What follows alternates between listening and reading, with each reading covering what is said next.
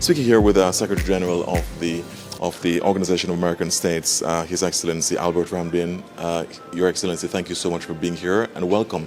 First of all, let me congratulate you on your appointment and your election as Secretary General of the OAS. Your reaction to that, please. Well, first of all, thank you very much for being here. I mean, it's great that a small country like Antigua and Barbuda with a long history, but the small population is hosting this General Assembly is no small feat.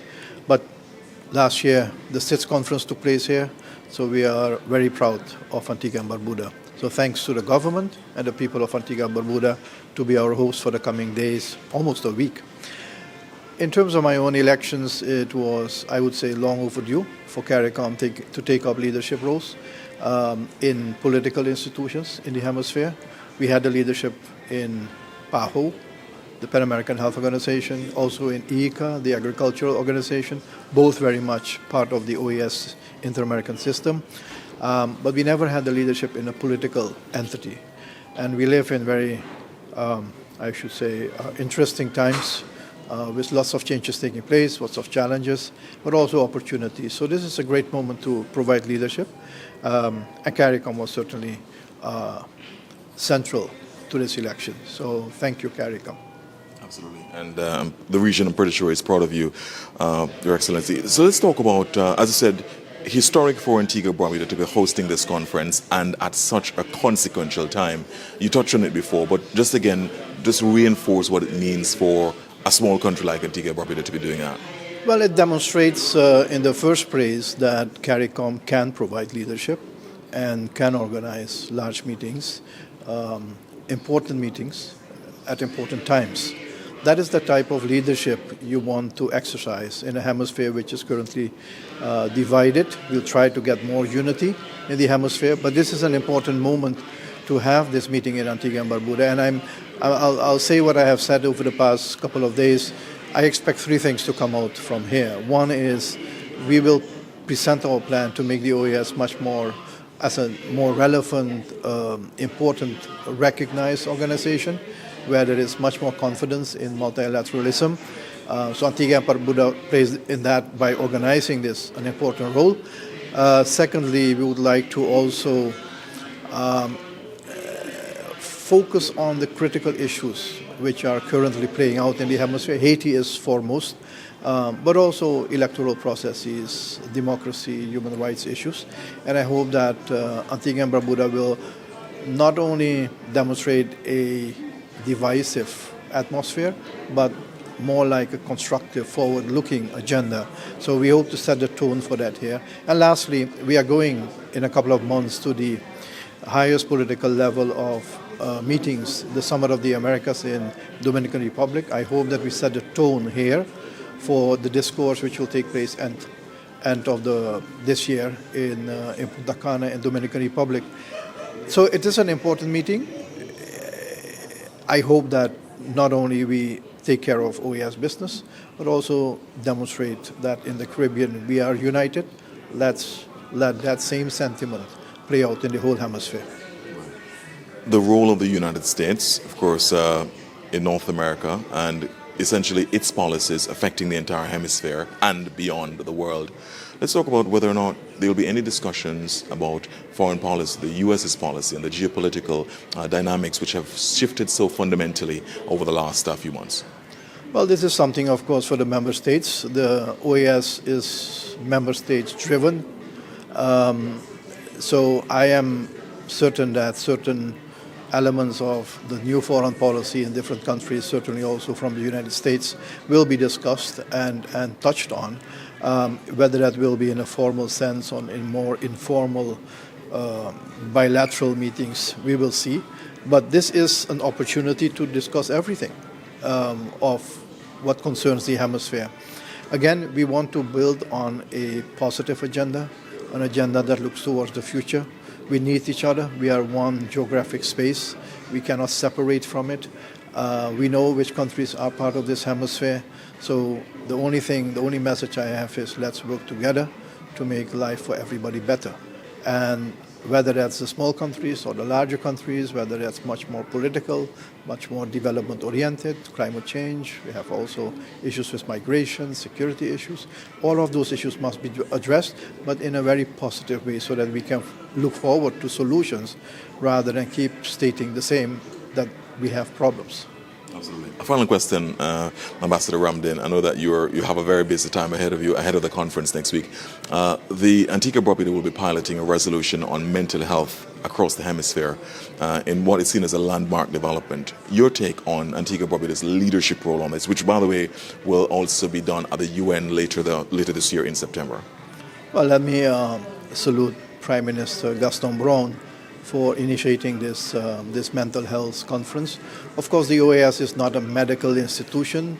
It is not a health institution. For that, we have the Pan American Health Organization, but there is a political aspect. There are, in fact, on all development issues, there's also always a political aspect that needs to be discussed. So what we will see here will be certainly part of the process going forward. But mental health in many countries is indeed an issue that requires the fullest attention, the highest attention of the political authorities, but also of the medical authorities. And I hope that, again, in Antigua and Barbuda, decisions will be taken to at least start with a process of how to treat with that. Excellent. Mr. Burns? No? Thank you so much, Ambassador Ramdin. Really appreciate it. Congratulations again on your election, historic election for CARICOM. And of course, historic in so many ways, historic for you and historic for Antigua and Barbuda. We certainly hope that we have a successful conference. Absolutely. We hope that too, and I'm sure it will happen. Absolutely. Thank you so much. Yes. Yes. We had a good time in Suriname. Absolutely.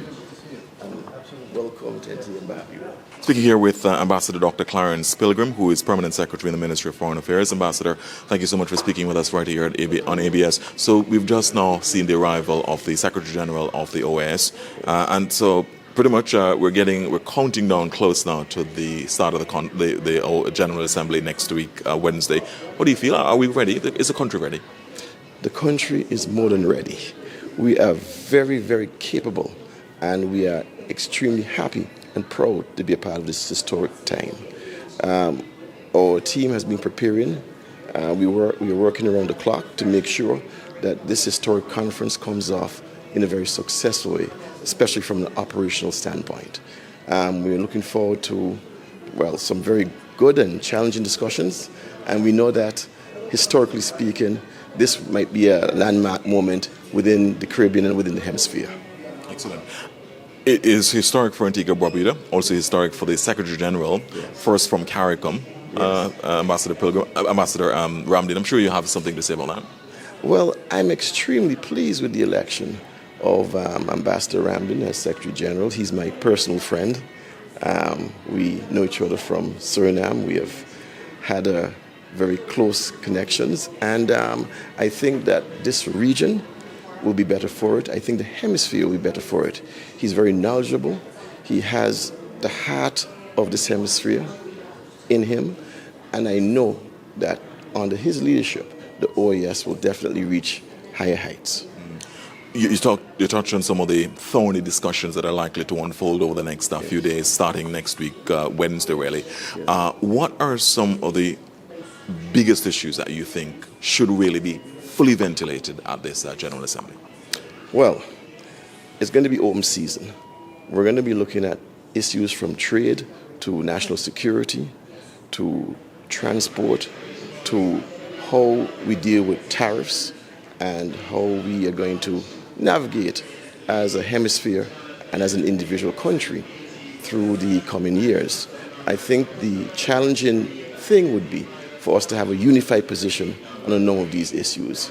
And I think that's where a skillful Secretary General and also a chairman of the General Assembly comes in to see if they can guide that kind of nexus so that we can achieve what we hope to achieve, which is a hemisphere of peace, prosperity, unity, and basically a better livelihood for everyone. The Foreign Minister, Minister E.P. Chet Green, will be chairing the General Assembly, correct? Yes, absolutely. He'll be elected as chair of the General Assembly. And just talk about, finally, Ambassador Dr. Clarence Pilgrim, the economic impact and the brand cachet that this will bring to Antigua and Barbuda from hosting this General Assembly? Well, let's look at it from two ways, both the tangible and intangible. The tangible benefits are obviously a spin-off for our merchants, our vendors. They will directly benefit from the circulation of monies in the economy. And the intangibles will be the reputational advantage gained by hosting the conference here. As a matter of fact, this is the second major conference. We've had other conferences, and we're developing a reputation as being a conference main center, not only for the Caribbean, but literally for the world. So I'm very proud of that and being a part of that effort. Excellent. Thank you so much. Really appreciate it, Ambassador Pilgrim. And let's hope that we have a successful conference. Thank you very much. And we'd like to thank the coverage of ABS. You guys have been doing a wonderful job. And we're looking forward to the public basically coming in and having a say as well, because this conference is for all of us. Thank you so much. Really appreciate it. Thanks so much. All right.